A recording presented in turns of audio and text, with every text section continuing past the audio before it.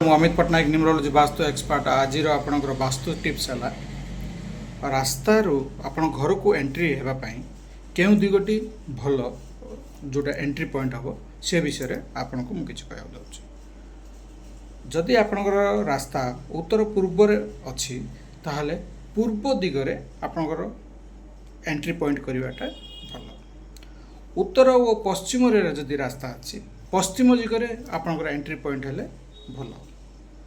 दक्षिण और पश्चिम रास्ता जदि अच्छी पश्चिम दिगरे आपणकर एंट्री पॉइंट हेले भल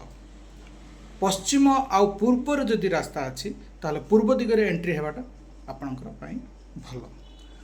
उत्तर बा दक्षिण दिगरे रास्ता जदि अच्छी उत्तर दिगरे रास्ता जदि करी घर को एंट्री होगाटा शुभप्रद है। तो आपण ए जो टिप्स रे देखिक आपणकर घर एंट्रीटा करंतु आउ मोर चैनल अमित न्यूमरोलोजी को निश्चय सब्सक्राइब करंतु आउ एपरी नुआ नुआ टिप्स निश्चय सब देखंतु आउ कमेंट करंतु। धन्यवाद, नमस्कार।